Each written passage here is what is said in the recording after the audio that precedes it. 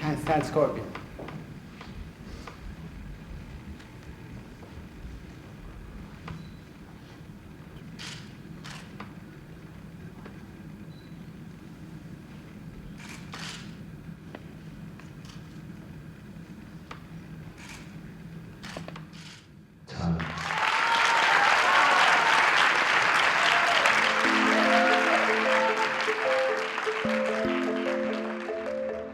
My name is Banu Bhatnagar, and I'm in London for the 11th annual competition of the International Yoga Sports Federation, whose goal it is to make yoga an Olympic sport. I've always thought of yoga as part of my Indian heritage. I understand it to be about transformation, personal transformation. But yoga itself seems to be transforming and being appropriated both culturally and financially as it spreads all over the world. Good morning, ladies and gentlemen. Welcome to the 11th International Yoga Asana Championships. Yoga, the way that we're performing it today, is a sport. We have a rule book that we use, so it's really easy from the outside saying, well, where's all the spirituality of yoga? But when you come here, it's almost like a temple. 4 years ago, I was the only guy that competed for Ireland. Wow. I placed first, second, third, fourth by default. Right? But then this year I think it was 8 or 9 guys competing. Defending champion, huh? Yeah. 2013. Yeah. You're gonna hand the crown over this year. No, I'm gonna hold on to that thing. Are you? Actually, yeah. I don't like this spiritual enlightenment, I'm out of my body thing. I think the way there is through here. This is the mechanism. Representing the United States of America, Joseph and Sinia. It involves concentration, it involves balance, it involves strength, it involves flexibility and mental focus. And that's why I think yoga, especially the asana aspect of yoga, can be displayed as a competitive sport. In first place in the new International Men's Yoga Asana Champion, Mr. Zeb Homison. It's not about getting up there and competing with other people and beating them. It's demonstrating that total present moment and finding it on stage for a 3-minute routine. Yoga as an Olympic sport represents just one way that yoga is changing in the modern world. Though I appreciate the physical beauty of the postures, I'm still not comfortable with the idea of yoga as a competition. It feels very far from what yoga means to me. So we're here at the yoga place in London. I used to live just down the street from here and used to walk over to practice my yoga about 6 years ago. I have good memories of this studio. Did you hear about the Yoga Sport Championships? No, what's that about? They get up on stage and they perform a series of poses, some of them difficult, some of them not so difficult, and they are judged. That's ridiculous. I was gonna ask you what your thoughts are. Yoga shouldn't be a sport. Yoga's about a person. It's about them looking within themselves, not being compared to other people. Besides the usual things that you would expect yoga to do, like it grounds me, it centers me, it calms me, it also reminds me that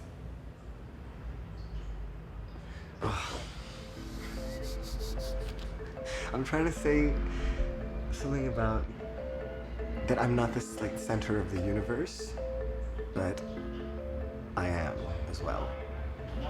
Yoga reminds me that if I just am, if I just concentrate on my breath, the problems that keep going around and around in my head, none of it is real, that none of it is true, and that it's just a fabrication, an illusion.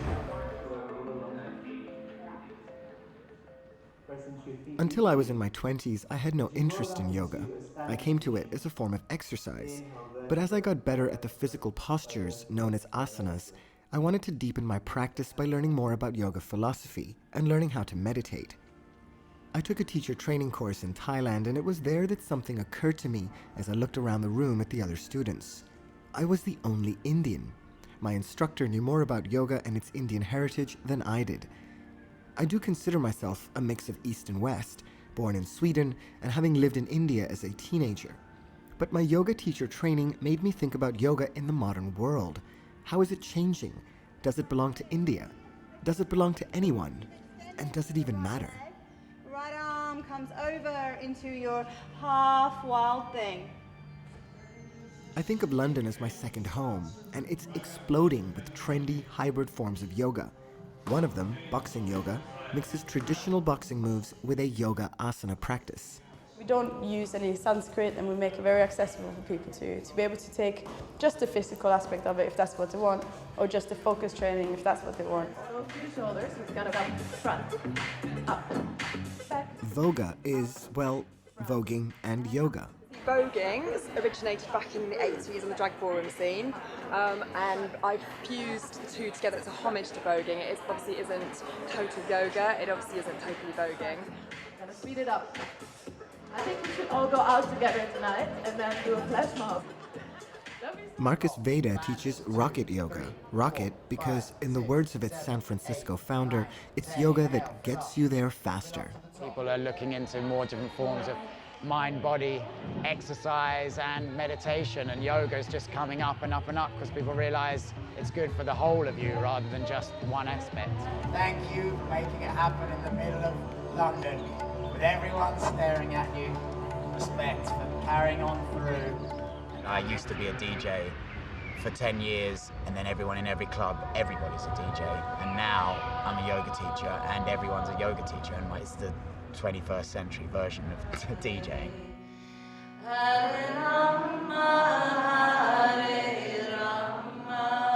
For me, rave yoga is possibly the most unusual. Traditional yoga mixed with rave culture, minus the drugs and alcohol.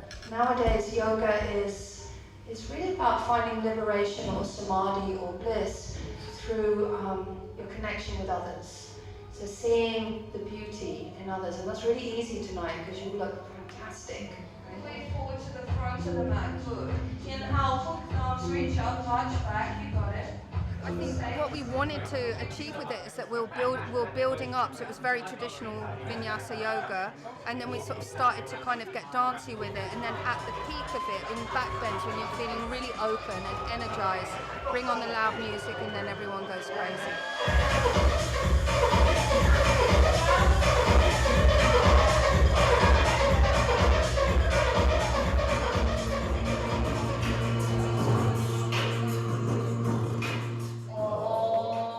All these new forms of yoga aren't just a fringe, they represent a massive growth in the yoga market, with international apparel companies like Lululemon Athletica opening in downtown London to grab a piece. I think, Western mentality is a lot about business and how to promote and sell certain things, right? And that's very different from the Eastern tradition and what yoga was originally meant to be. But even, being in India for a month earlier in the year and speaking to gurus out there, they're very much adapting the Western sense. And in a way, it's kind of a shame, but I think it's how it's shifting and evolving. And it's a matter of if we can maintain the integrity of what it was originally. But what was yoga meant to be originally? And how is it moving away from that? I went to speak with Stuart Gilchrist, who teaches a traditional and physically rigorous form of yoga. Really simple, really straightforward. Lam, lam.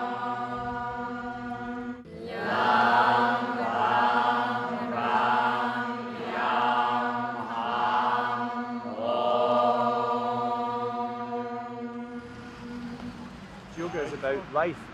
It's not about flexibility or gymnastic prowess. It's about life. It's what we're doing here, sitting still in front of the highway. It's what you're like with your friends and your family. It's what you're like in the restaurant. It's how you are on the bicycle. It's how you are at your work every day with your colleagues. It's not just what happens in that studio for an hour and a half every day. It's off the mat. Yoga's all off the mat. I think I was brought up in one of the most violent upbringings you could possibly imagine. I was brought up to hate Catholics, I was brought up to hate Muslims, I was brought up to hate Jews. Pretty firm say I was a devout racist. I had a very serious accident in my lower back and I had a severe spinal injury and I was pretty much immobilized. So it was Ashtanga that got me moving, and then that opened my eyes up to the broader picture of what yoga really was. Yoga is detachment. And from everything mental and physical, your possessions and your desires, your senses. Everyone's attaching the word yoga to their studios and gyms and what have you. There's all kinds of hybrid yoga coming out, boxing yoga, cycling yoga, naked yoga, all kinds of stuff. What's your opinions on what's happening? I think the corporatization and the consumerization of yoga is abhorrent. It's become so much of a business, it's become so much of a profit, and I've been referred to as a revenue stream, or my USP, my unique selling point, was I'm a 50-year-old man with dreadlocks and a beard, and I've got a very thorough style of teaching. Studios found that interesting, so studios obviously wanted me on their rota. That was a really tough class. That was a really tough class. Because yoga is really about the mysteries of the universe, isn't it? We're kind of commercializing the mystery of the universe. Totally, yeah. Isn't that a travesty? Oh, absolute disaster. But what do we do about it? We keep teaching and we keep teaching something more authentic.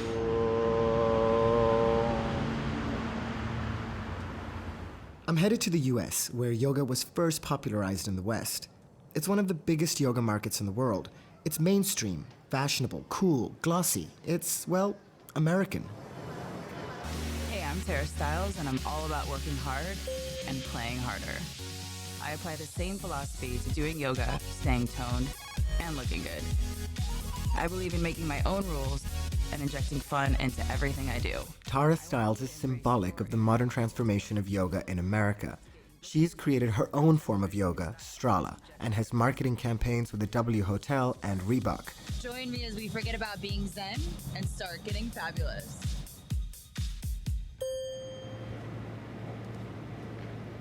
I was the first person to put YouTube videos with yoga online in like 2006, and all my friends were like, "That's so crazy, like what are you doing?" And I'm like, my friends back home were like, "I have back pain, I have anxiety, I have stress.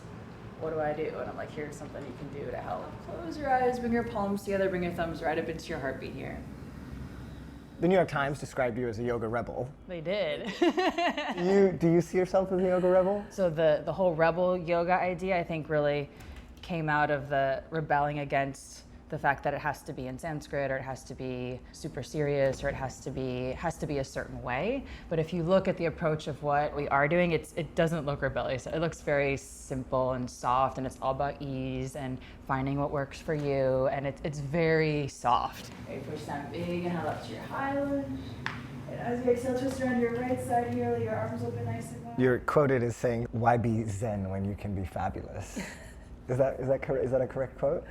Well, that was part of the W campaign. Yeah, It definitely got everybody talking. Yes, it did. I mean, I think the point is to get everybody talking. It's like, being zen, I think, is... But isn't that the point of yoga? To be, like you said, connected with yourself? I would think being zen is fabulous, It's the same thing. But then, but you didn't say that. You didn't say, let's be zen and fabulous. Sure. Yeah. Well, fine.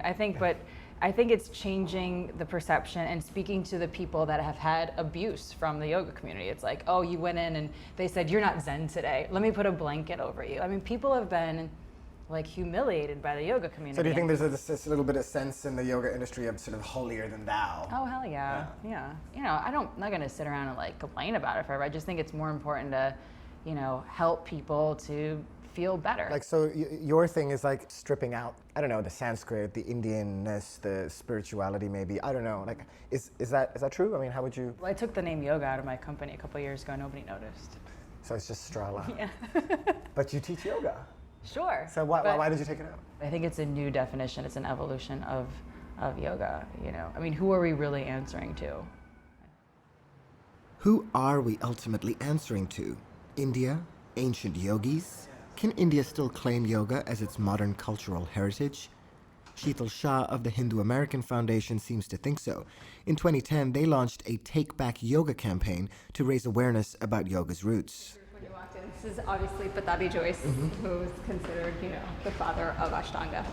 This is the Shiva section of the mandir. For a lot of yogis, he's considered like the supreme yogi, the master of yoga. Master of yoga. Yeah. Vande Gurunam Charanan Vinde Sandara Shita Swatma Subhava Bodhe.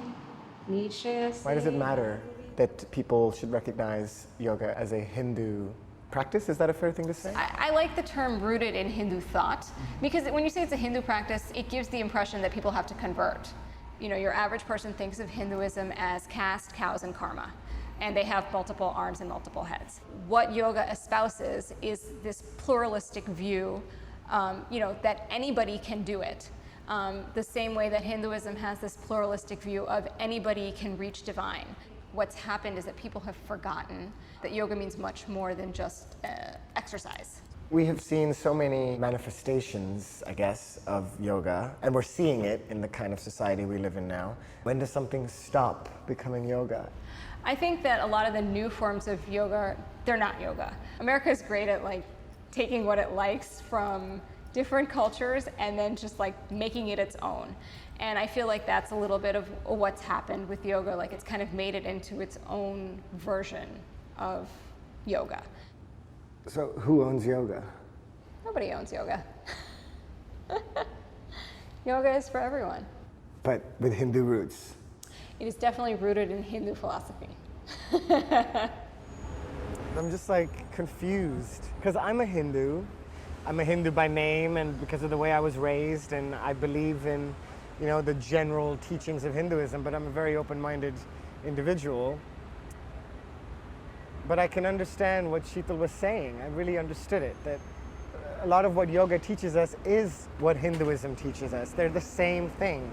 So I'm conflicted now because I want yoga to be a secular thing. The problem is, if yoga is seen as a Hindu practice, it might drive people away from it. I think it's the variety and diversity of yoga that makes it so popular. It fits the practitioner. Barstow, population 23,000. Halfway between Los Angeles and Las Vegas, in the heart of the Californian desert. It's an unlikely place to be doing yoga. But I'm not here to do just any yoga. I'm meeting the ladies of Praise Moves, a Christian alternative to yoga. And this is the very church my husband and I got married in. He never thinking he would be a pastor, Yeah. I went to a yoga class in Kansas. Okay. And I couldn't do any of the moves. You know what I mean? Yeah. It's such a workout. It is hard, yeah. I came and I asked my husband, I don't want to offend you in any Yeah, way, yeah. But I said, Dave, can I do a yoga class in Barstow? I know they have them. Can I do it? And he said, wait a minute. It all stems from a religious philosophy, Hinduism, which we're not. Yeah. And we respect you guys, but Sure. we're just not Yeah, Hindus, absolutely, yeah. And so he got on the internet and he found this Lorette Willis Praise Moves where you do similar positions, but we quote scripture. Your body is the temple of the Holy Spirit who is in you, whom you have received from God. You are not your own. You are bought at a price. Therefore, honor God with your body. 1 Corinthians 6:19. And that's why we're thrilled to death. We have Praise Moves because we can take care of our bodies and learn scripture and get it in our mind. Bonu's going to join our class today, so that's really exciting. It's definitely for men too. Super. Okay, we're going to start with Mount Zion posture. And let's roll our shoulders, okay, because we've been sitting for a while, huh? Let's try some movements of the arms too while we're here. Just get in. Nice movements back and forth. And then we're going to come forward, reaching down kind of like a windmill. Good. And it's good if we could all go the same way. The effective fervent prayer. The effective fervent prayer of a righteous man. of a righteous man Avails much. avails much. James 5:16. James 5:16. I'm doing yoga poses while reciting biblical scripture. I don't have any problem with the exercise, but I find the whole situation rather odd. It looks and feels like yoga, but is it? Job 33:4. Job 33:4. We're certainly aware that it looks like yoga, That's totally fine if people say that. But we believe yoga is a spiritual practice, and we're not doing that. Dear Lord, thank you. Dear Lord, I thank you. We can all pray too. We just thank you, Lord. That's really all we have to say. You're an awesome God, and we appreciate you giving us your word so we can move our bodies and stay healthy. The debate over whether yoga is religious isn't just limited to the walls of churches and temples in America. It's found its way into the courtrooms, too. All right, a group of parents in Encinitas, California, have their own warrior stance on free yoga classes being taught in their school district, saying yoga is a form of indoctrination. The parents in this room that don't want yoga taught and practiced in the Encinitas school district say that it cannot be separated from religion. Children were being led through sun salutation while being asked questions about why they were thankful to the sun. They were being asked to thank the sun for things. They were led in something called a namaste circle, where they were asked to acknowledge the light in each other.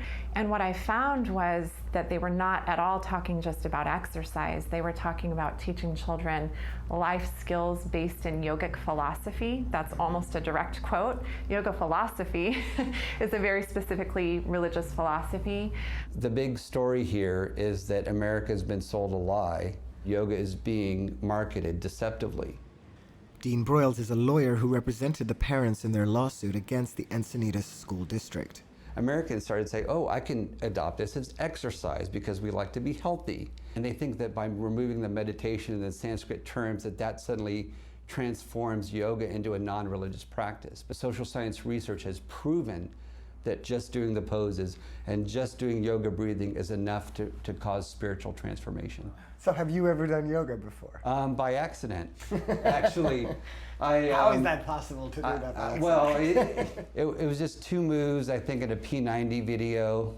Okay, yes. That I realized later were I think one of them was a downward dog, and I think one pose was the warrior pose, and I realized later that those were yoga poses, and so I don't do that anymore. But do you call it yoga? It's just a pose, right?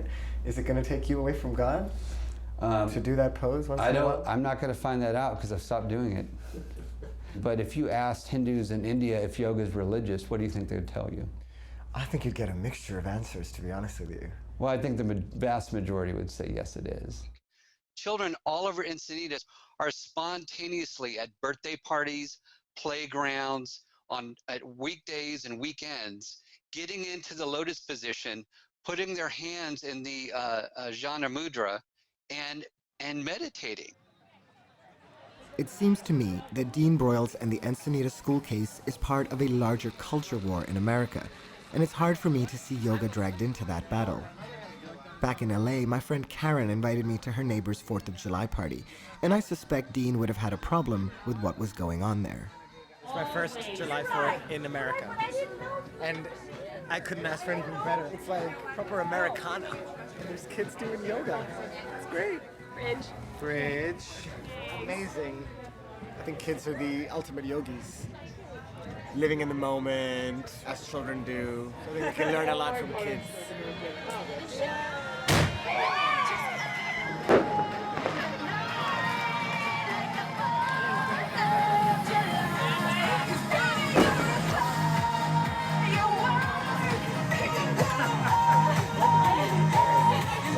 I love it.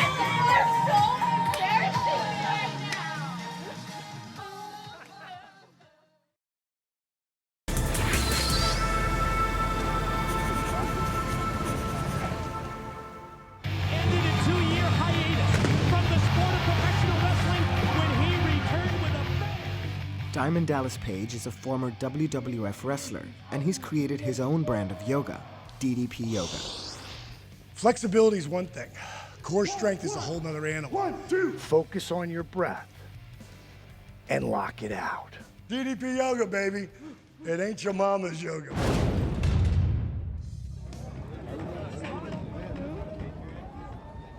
I wonder how flexible he is.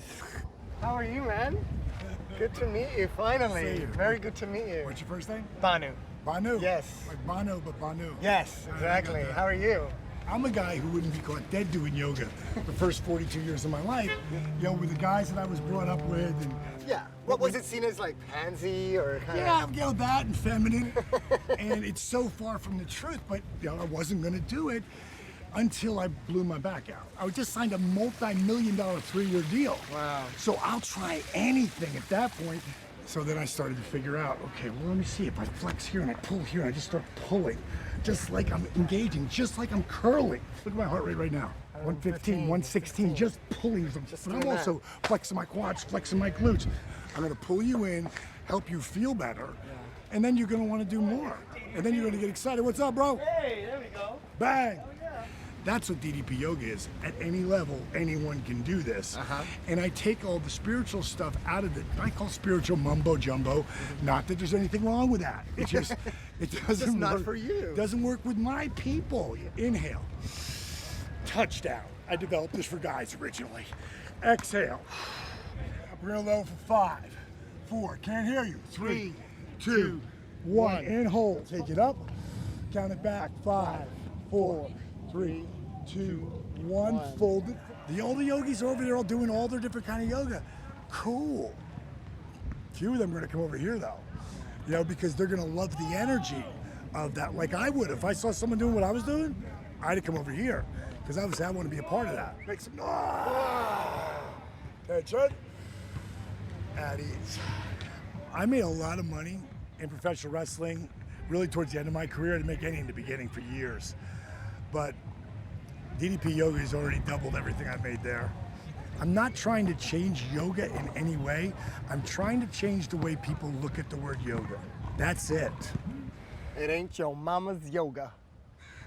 It ain't. One thing is for sure. The opportunity for money in yoga is changing the way people think about yoga, and maybe even the way they're practicing it. According to a recent Yoga Journal study, there are 20 million yoga practitioners in America, and over 40% of adults say they want to practice. At a Yoga Journal conference in San Diego, business is booming. Whoa, cool. What's this? It's to simulate paddleboard on the water, Okay. right? But we just do it indoors. Oh, how interesting. I am attracted to growth industries. That's where you're going to expand and you're going to make some money. Yoga is obviously one of those. It has become huge. Remember, when you can't go outdo, you got to go indo. This appears to be a booth where I can get my picture taken and put on the cover of Yoga Journal. It's kind of cool.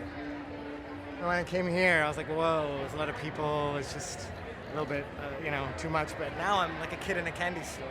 I'm totally falling for it, All these like products and, yoga paraphernalia, spiritual materialism. It's saffron, and we donate for every mat sold. We donate. There's people that they're not in this necessarily to make money. They're trying to spread the joy of yoga. But at the same time, for us to exist, we have to be a business. That was really good. As more and more people capitalize on the growth of yoga, that means being competitive in the business world. One area hotly contested today is intellectual property ownership. In the yoga world, the battle over intellectual property started in 2002 when Bikram Chaudhry tried to copyright his sequence of 26 poses in a heated room. Bikram is arguably one of the most influential and controversial names in yoga today, with over 900 affiliated studios around the world. He's facing allegations of sexual misconduct from former students and criticism over his efforts to copyright his sequence. Mark Drost is a former student who spent many years teaching at the Bikram School in LA. When he left to start his own studio, he was sued by Bikram. He sued us on many different fronts, many false charges, but the core of it, the goal of it, was to get us tied up in court on the issue of the sequence. And a summary judgment was won on our part to dismiss that idea because it's very clear that there is no such thing as a copyright protection for a yoga sequence in United States law. One company that successfully got a patent for its approach to yoga is YogaGlow, a leader in online yoga classes. They've patented the way in which their classes are filmed. Derek Mills is YogaGlow's founder. This is it. Very nice. This is where we hold our classes. We have this set up such that the camera is at the back of the room. Uh-huh. We wanted to create an experience that was, not like a filming studio or recording studio. So is it the placement of the camera and the height? Is that sort of relevant to your patent? Yeah, there are a variety of specifications. There's the camera placement, the height, the corridor, the details of the corridor, and there are other specifications as well. Okay. Do you know them off the top of your head? It's all right. I don't want to put you on the spot. I leave There's probably a lot of numbers involved. I leave that to the intellectual property attorneys. A lot of work goes into the entire class creation process to make sure that what people experience online is a high quality, safe experience. It's a look and feel that people have associated with Yoga Glow, and it's a look and feel that we certainly plan to protect. Last year, Yoga Glow did set out to enforce its intellectual property rights. They informed a competitor, Yoga International, that some of its yoga videos would be in violation of their pending patent. We received a letter from a legal firm who was representing an organization called Yoga Glow. The letter essentially said that we were in violation of their pending patent.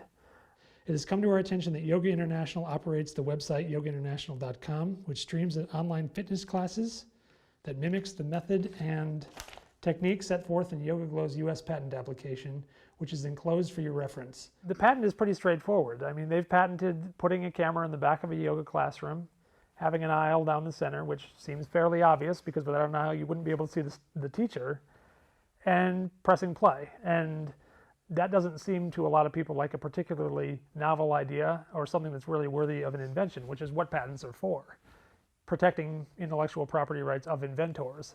Are you trying to patent your own style of shooting a class now here at this organization? The truth is we've thought about whether it's prudent to seek to patent our own camera angles, because what happens if those get taken up? I mean, it leads to those types of questions. How do we know what's going to be left if we don't do it? What you would think would be the most important thing is, what is the quality of the teaching that you're giving? Are you doing something that's helping people, or are you doing something that's not helping people? But this doesn't even look at that. This is looking at what camera angle are you filming from. It's not even about yoga at all. It's really about this core business. But it has deep-reaching implications into what the future of yoga is going to look like.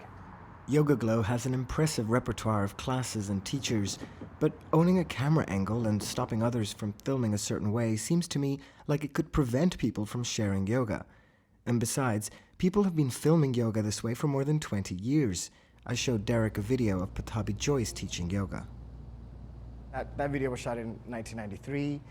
Clear central aisle, as you can see. Obviously the mats are in a different place, but I don't see how that's different from your patent. So the mats are configured differently?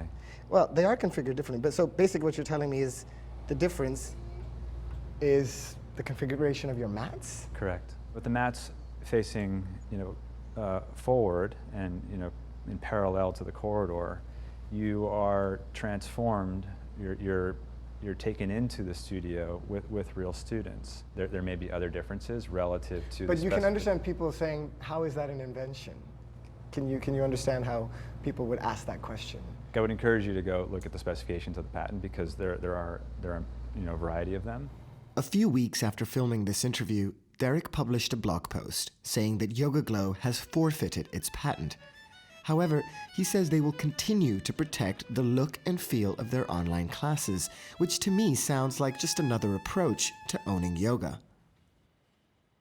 Not everyone who's contributed to the evolution of yoga feels they need to protect it. Brazilian-born Dharmamitra is a respected yoga teacher in New York City. He's been practicing yoga postures for decades and has even created some of his own, offering them as a gift to the world. It was a pleasure to meet you. I'm busy doing my handstand practice. So my coins are one for you.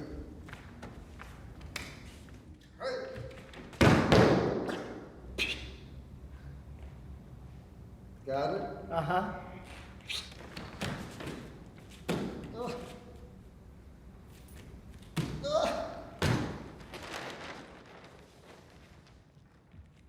I have hundreds of poses that I'm not saying I create, but due to lots of practice, this variation came, but I don't say it belongs to Dharma Mitra. This is universal. It's from yoga, not from Dharma. I don't have any ego here. Ego is the second cause of pain and suffering. It's very difficult to escape it. Everything I do, I don't think is that perfect. You understand? I think here in this physical plane, it's impossible to do something perfectly. But of course, deep inside you have your good intention to do it perfectly and do your best. So that's the main thing. I don't care about the results. Now, hold on. Firmly.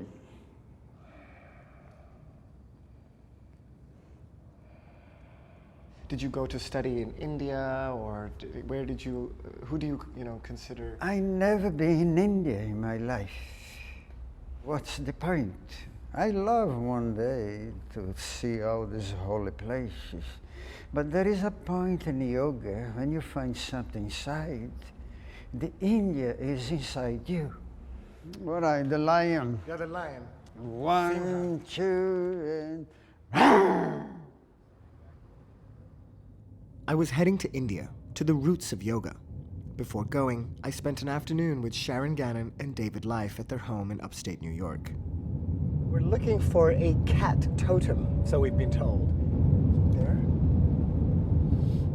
If you do yoga, you've most likely heard of them. They're the founders of Jiva Mukti, a widely practiced yoga method. Loka samasta sukhino bhavantu means may all beings, each and every one, everywhere, be happy and free. And may the thoughts, words, and actions of our own life contribute in some way. When we started teaching, yoga was not a career. In fact, it was seen as kind of where losers might have a possible last chance to do something in their life, because they didn't have anything else going. And it's not that now. It's a big business. It's a big business. Yeah. It's a career of choice. Traditionalists on the one hand and innovators on the other, David and Sharon have turned yoga into activism, animal rights and veganism in particular. A yogi is someone who is striving to live in harmony with the earth, with the environment, with other animals. Would you like a fairy hat? Yeah. You wear one too. Yogis were not supposed to become involved in politics or activism of any sort. They should be passive, self-satisfied, and content in their little lotus hut, right? Our students come to class, and they find peace, but then they go out and they make peace. All over the West, yoga has turned into a purely physical practice. What are your thoughts on that? And do you think even the physical practice is a good place to start? There's no such thing as a purely physical practice. That's the first error. We need to have a new perspective so that no longer is spirituality in opposition to physicality, but that nature and the world, the earth, is seen as a spiritual place as well. Grandmother oak tree's nectar. Oh yeah? Put it on your face. Grandmother oak tree, I speak on behalf of humanity. May you forgive our bumblingness. May you guide us so that we can live more kindly on this planet and enhance all of life on this earth. Yes, we're tree huggers, and we're not ashamed of it.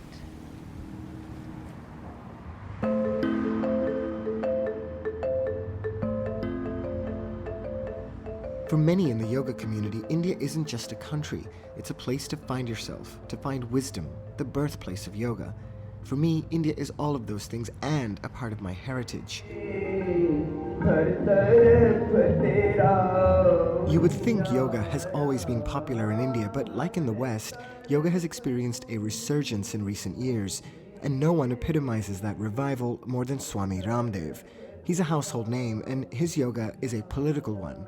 He's an outspoken supporter of the nationalist Bharatiya Janata Party and Prime Minister Narendra Modi, who himself practices yoga and recently spoke about its benefits at the United Nations. Yoga हमारी पुरातन पारंपरिक अमूल्य then है। The BJP won a landslide victory in the last general election. Swami Ramdev was credited with bringing people out to vote. क्रांति से कहा जाए तो पहले योग क्रांति हुई, फिर उसके बाद हमने एक वैचारिक क्रांति हुई, क्योंकि एक विचार हमने करोड़ों लोगों तक फैलाया और परिवर्तन के लिए एक ज़मीन तैयार की, और उस चेंज के लिए जो हमने ग्राउंड तैयार किया था, उससे इस देश में एक राजनीतिक क्रांति भी हो गई, राजनीतिक परिवर्तन भी हो गया।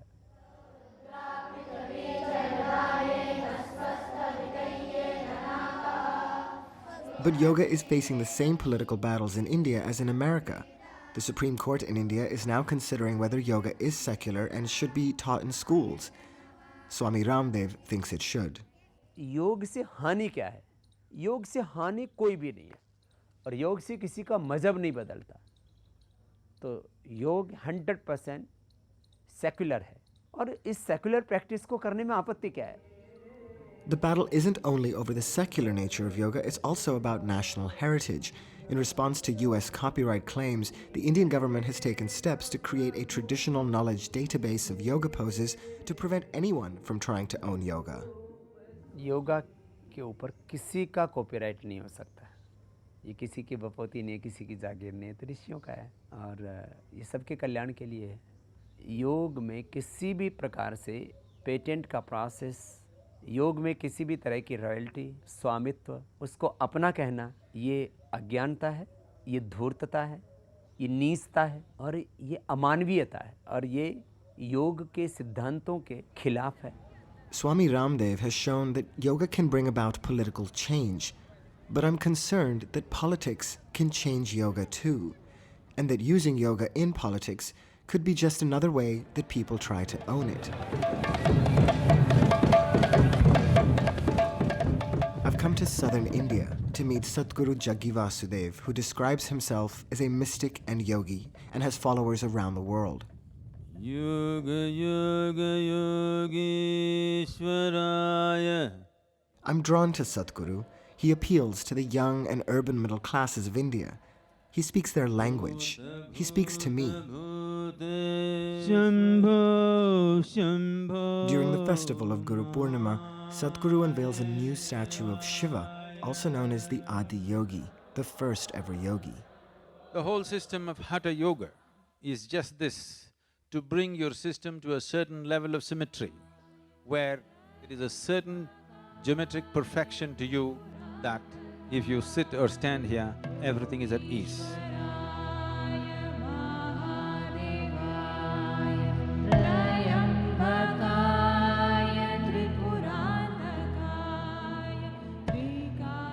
How do you think India is changing today, and is that having an impact on yoga in India? See, it's not just India, the whole world. The moment human intellect starts asking pertinent, relevant questions, belief systems will start collapsing. They will look for something more sensible, more scientific, which appeals to their logic, and above all, something that works. So is that why you think yoga is becoming as popular as it is? Because or are there other reasons? It makes sense and it works. There's no other reason. There's a lot of innovation in yoga. Is that a good thing? Is that just part of the… That is the most painful part. Okay, explain that to me. You don't wear a garland for its thread, you wear it for your flowers. But there is never a garland without a thread. It is the most vital thing. So you can add whatever you want, but you don't distort the thread. You cannot do innovations in the fundamental dimension of yoga. But from your experience, you can add various dimensions to it without distorting the fundamental nature of what it is. Has yoga moved beyond being Indian? Just because sun touches Indian shores before it touches Doha, can we claim sun is Indian? Because yoga is just like that, it's a certain light that arose here first. This does not mean it's in Indian in any sense. India as an identity today is a national and a political identity. Yoga does not belong to that identity at all. It is the sickness of modern societies today, that if I discover something in nature, I must own it. Intellectual property. What I'm saying is, the nature of this culture has always been, if something is for the well-being of human beings, nobody can ever own it, it must belong to everybody.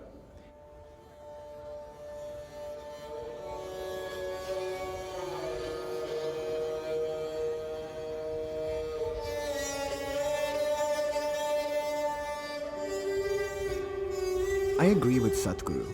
Yoga should belong to everyone, but I'm afraid that simple truth is getting lost in a world that's so commercialized and politicized. I set out to ask who owns yoga, but I'm finding the question an impossible one to answer. What I have found in my journey is that no matter how much people try to own it, yoga remains deeply personal.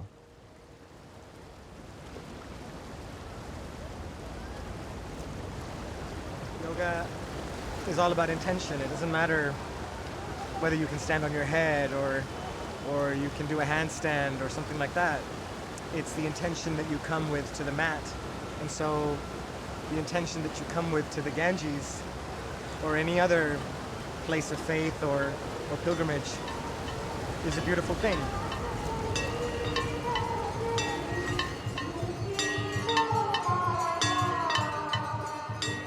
Before heading back home, I went to meet an old high school friend of mine who's now living in Delhi.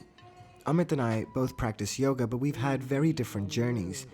I came to yoga as a physical exercise. Amit came to yoga as a last resort. He's a recovering cancer patient who turned his life around when the doctors said there was no hope. He brought it all home to me. Yoga, meditation was such a key part of getting me mentally to the right place, to not only fight the disease, but to accept it, and then one step further to embrace it.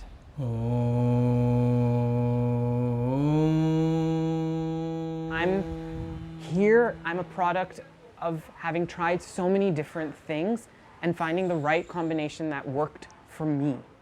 And I think we all need to be on those journeys of self-exploration to find what works for us, because that is what's going to get us there.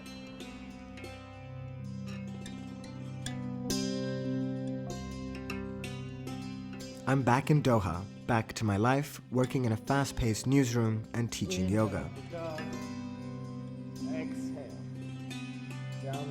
I've come to realize that there are as many yogas in the world as there are people. When I see the diversity of yoga today and all the fascinating people I've spoken to, even those I disagree with, I can't help but feel proud that this ancient Indian science of the soul is relevant and applicable even now, no matter where I am in the world. I think by virtue of connecting your breath with your body, I think is a profoundly powerful activity. It sounds so simple, but I do try and live my life or see the world through yogic eyes.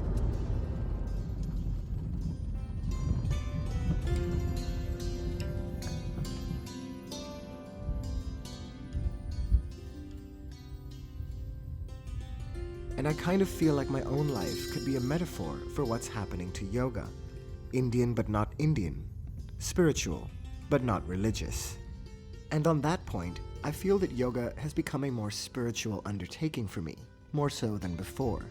But I'm coming to realize that my yoga journey is just beginning, and that journey is unique to me.